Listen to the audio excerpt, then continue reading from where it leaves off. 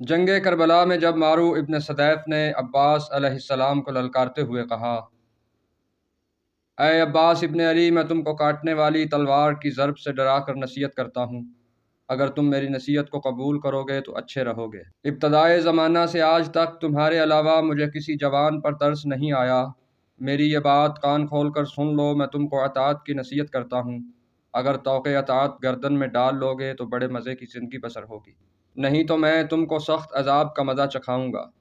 مارو ابن صدیف کے اس للکار کا جواب عباس ابن علی علیہ السلام نے میدان کربلا میں یوں دیا، اے دشمن خدا، جو کچھ تو نے کہا میں نے سن لیا، مگر تیری محبت بیکار ہے، میں تیری اطاعت کر لوں یہ ناممکن ہے۔ اے ملعون، تو مجھے اپنے سے ڈراتا ہے، حالانکہ اللہ سے ڈرنے والا کسی اور سے ہرگز ہرگز نہیں ڈر سکتا۔ میں علی علیہ السلام کا فرزند اور حسین علیہ السلام کا بھائی اور غلام ہوں۔ ان کے قدموں پر اپنی جان نثار کرنے کو عین اللہ اور رسول اللہ کی اطاعت سمجھتا ہوں۔ پھر میں تجھ سے ڈروں، جبکہ اے ملعون تو جانتا ہے کہ میں شجر رسالت کی ایک شاخ ہوں، اور جو ایسا ہو ظاہر ہے اس کا توکل اللہ تعالیٰ پر کتنا ہوگا۔ وہ شخص برائیوں سے کیسے متصف ہو سکتا ہے اور اطاعت غیر میں کیسے داخل ہو سکتا ہے جو رسول اللہ صلی اللہ علیہ وآلہ وسلم کا خاص قرابت دار ہو، اور جب کہ میں علی ابن ابی طالب علیہ السلام کا بیٹا ہوں تو میں کیسے تلوار کی موت سے ڈر سکتا ہوں؟ تجھے معلوم ہے کہ میں کسی کافر سے خوف نہیں کھاتا اور نہ میں اللہ تعالیٰ کے حکم کے خلاف کچھ کر سکتا ہوں۔ اے کافر، میں خاندان رسالت کا ایک فرزند ہوں۔ اگر تجھ کو یہ خیال ہے کہ میں تیری اطاعت کر لوں گا تو یہ بالکل ناممکن ہے۔ میں ہرگز ایسا شخص نہیں ہوں کہ موت سے خوف کھاؤں، اور میں خوب جانتا ہوں کہ جنت دنیا سے بہت بہتر ہے۔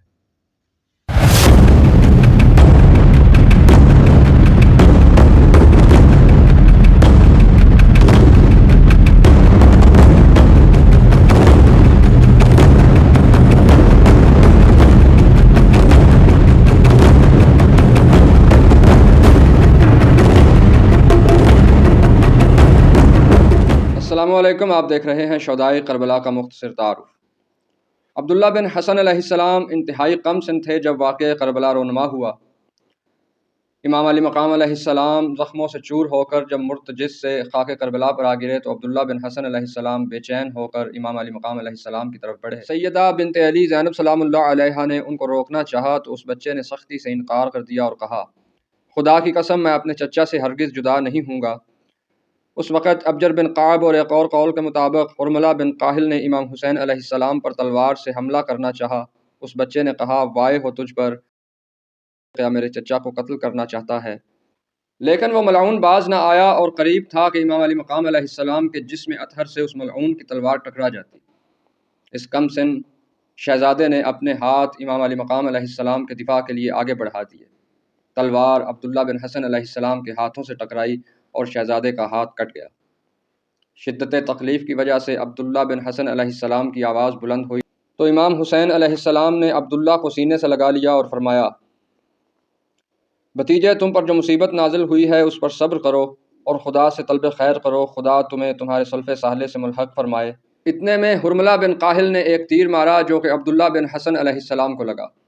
عبداللہ بن حسن علیہ السلام اپنے چچا حسین علیہ السلام کی گود میں شہادت کے عظیم منصب پر فائز ہو گئے۔ میدان کربلا میں جنگ زوروں پر تھی تو عباس ابن علی علیہ السلام نے اپنے بھائیوں کو اکٹھا کیا اور ان سے خطاب فرمایا۔ علمدار کربلا عباس ابن علی علیہ السلام نے اپنے بھائیوں کو مخاطب کرتے ہوئے کہا، اے میرے حقیقی بھائیوں، اب میدان قتال میں جا کر اللہ تعالیٰ اور رسول اللہ صلی اللہ علیہ وآلہ وسلم کے لیے اپنی جانیں دے دو اور مجھے دکھا دو کہ تم نے سرخروئی حاصل کر لی۔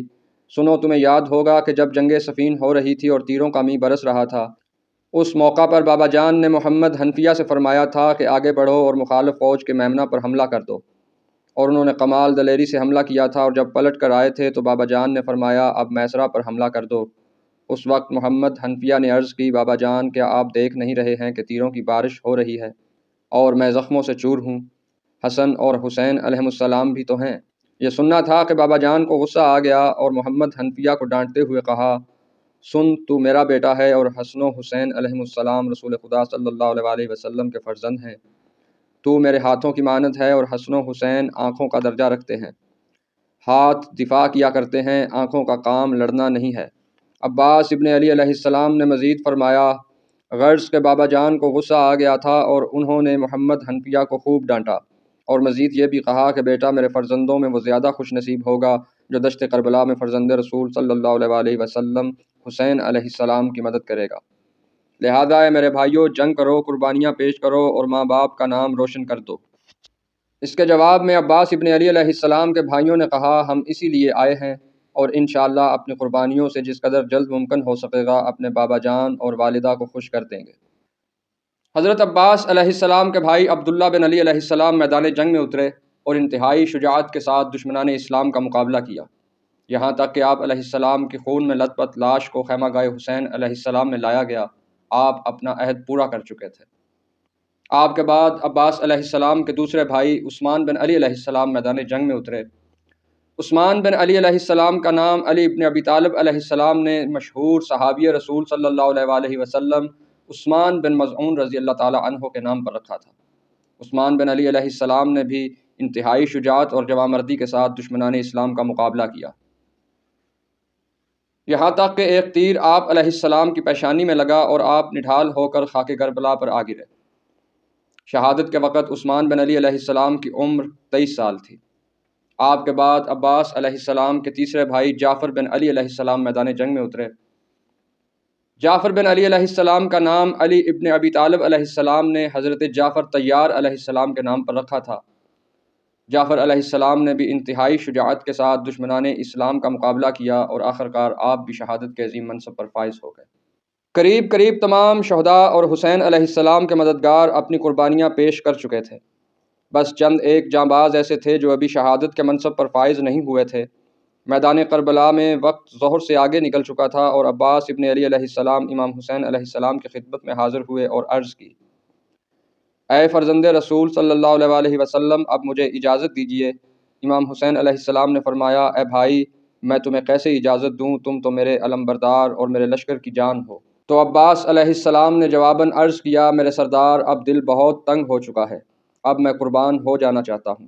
خیمہ گاہ حسین علیہ السلام میں ابھی دونوں بھائیوں کے درمیان یہ گفتگو چل رہی تھی کہ شہزادہ علی اکبر علیہ السلام تشریف لے آئے اور اپنے چچا عباس ابن علی علیہ السلام کو مخاطب کرتے ہوئے کہا، چچا جان، یہ نہیں ہو سکتا، آپ میرے والد بزرگوار کے قوت بازو اور لشکر کے علمدار ہیں، یہ کیسے ہو سکتا ہے کہ آپ علیہ السلام مجھ سے پہلے شہید ہو جائیں؟ عباس علیہ السلام نے حضرت علی اکبر علیہ السلام کو جواب دیتے ہوئے فرمایا، آقا زادے، تمہاری بات درست ہے، لیکن اب مجھ سے یہ نہیں ہو سکتا کہ میں تمہارا داغ اٹھاؤں۔ اب یہی بہتر سمجھتا ہوں کہ میں جام شہادت سے سیراب ہو کر بابا جان کی خدمت میں سرخرو ہو جاؤں۔ امام علی مقام علیہ السلام نے عباس ابن علی علیہ السلام کی اس طلب شہادت کے جواب میں کہا، خیموں میں پیاس شدت اختیار کر گئی ہے اور بچے شدت پیاس سے نڈھال ہیں، تم سب سے پہلے پانی کا بندوبست کرو۔ عباس علیہ السلام مشکیزہ لے کر فرات کی جانب روانہ ہو گئے۔ آپ علیہ السلام انتہائی شدت سے لشکر کفار کی صفوں پر حملہ کرتے ہوئے آگے بڑھتے چلے جا رہے تھے۔ اب آپ اور فرات کے درمیان صرف 400 پہرہ دار حائل تھے۔ عباس ابن علی علیہ السلام نے اپنے بابا حیدر قرار علیہ السلام کی طرح ایسا خیبر شکن حملہ کیا کہ دشمن نہر کو چھوڑ کر بھاگنے پر مجبور ہو گیا۔ عباس علیہ السلام اپنے گھوڑے کو نہر فرات کے کنارے پر پانی میں اتار چکے تھے۔ اب پوری نہر فرات عباس ابن علی علیہ السلام کے قبضے میں تھی۔ آپ علیہ السلام نے مشکیزے کو فرات کے ٹھنڈے اور میٹھے پانی سے بھرا، لیکن خود پانی نہیں پیا۔ کچھ دشمن اپنا دل کڑا کر کے نہر فرات کے کنارے اگے ہوئے درختوں کے پیچھے چھپ چکے تھے۔ ان کا یہ خیال تھا کہ اگر عباس ابن علی علیہ السلام اس طرف سے گزریں گے تو وہ درختوں کی اوٹ سے عباس ابن علی علیہ السلام پر حملہ کر سکے۔ دوسری طرف عباس ابن علی علیہ السلام یہ سوچ رہے تھے کہ اگر میں مشکیزے کو لے کر میدان کی طرف سے جاؤں گا تو شدید جنگ ہوگی، اور اس شدید جنگ میں مشکیزے کی حفاظت کرنا خود ایک بڑا مسئلہ ہے۔